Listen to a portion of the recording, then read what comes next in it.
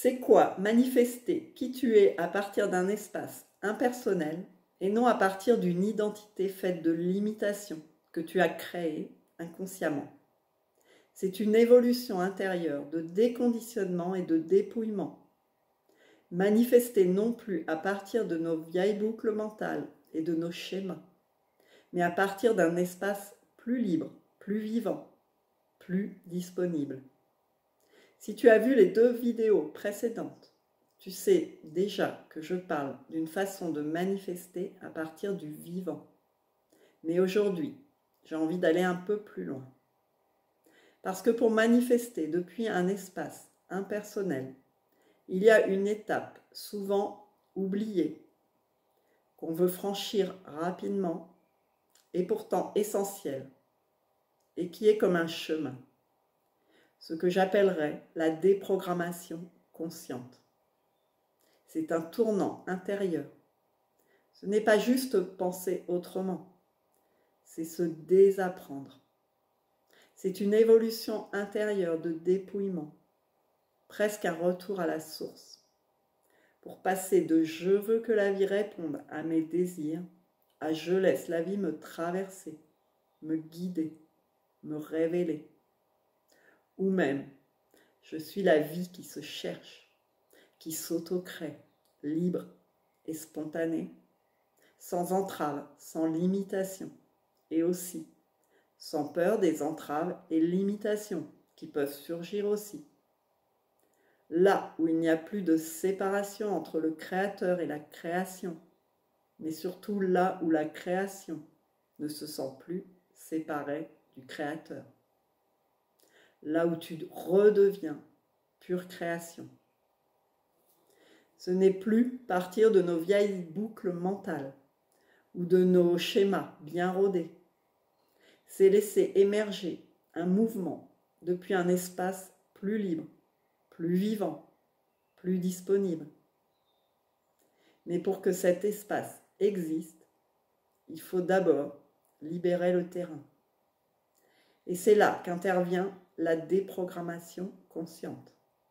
Parce qu'on ne peut pas manifester ce qu'on est profondément si on continue à fonctionner depuis ce qu'on a appris à être.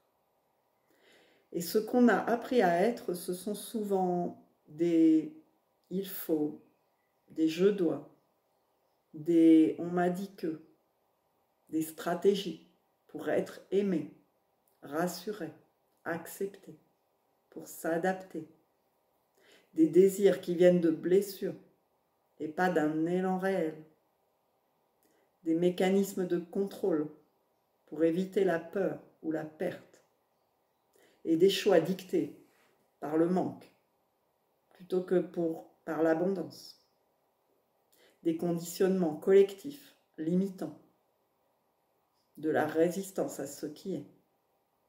Bref, des couches surajoutées à ce mouvement spontané de vie qui ont leur sens. Ça a sa place. Ce n'est pas à rejeter, mais elles servent plus la survie que le plein épanouissement. Et on n'a plus envie de leur donner les rênes, de les laisser devenir le maître. Et attention, je ne dis vraiment pas que tout ça est mal. C'est de toute façon de la création. Mais ça devient un endroit où on croit encore qu'il faut devoir, savoir, vouloir.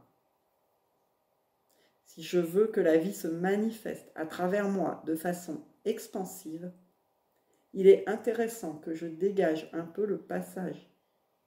Ou alors je continue à créer du chaos, du blocage. Alors la question c'est, qu'est-ce qui actionne tes mouvements aujourd'hui? Est-ce que c'est un élan réel et naturel?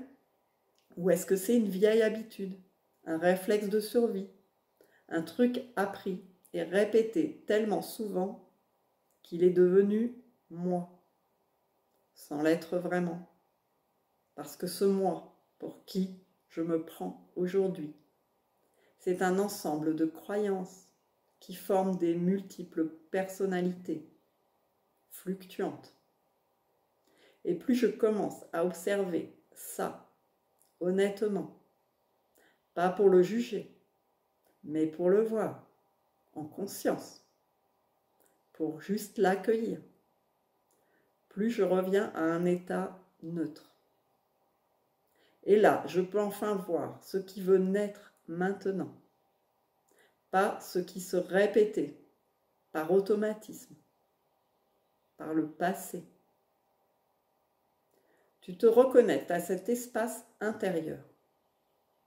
C'est un vide plein de possibilités, comme quand tu as rangé une pièce de ta maison, que tu as désencombrée, vidée, enlevé tout ce qui ne sert pas, ce qui est usé ou cassé, que tu ne voyais même plus.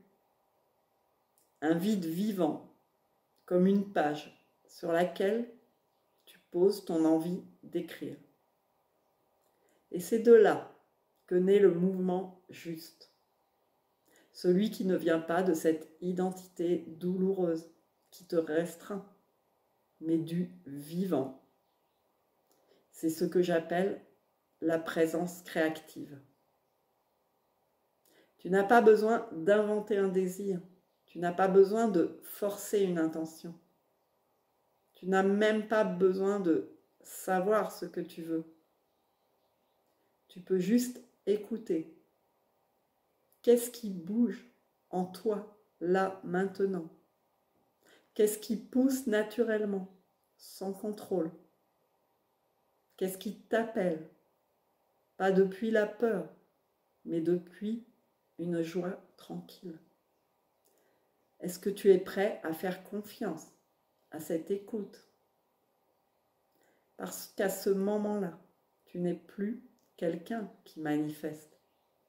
Tu es la vie en train de se révéler à travers un être qui a osé se dépouiller de ses histoires de peur et de jugement.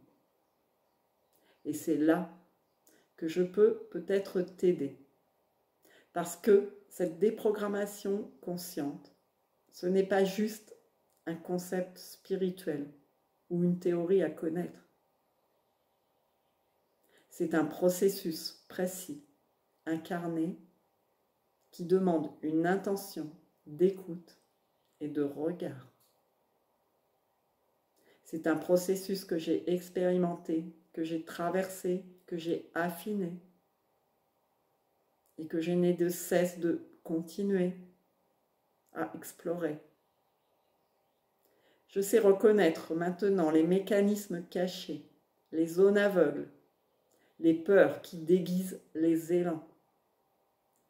Et je sais t'accompagner à voir clair, sans te juger, à libérer ton espace intérieur, pour que ce soit toi, dans ta pleine présence et dans ta souveraineté, qui se manifeste.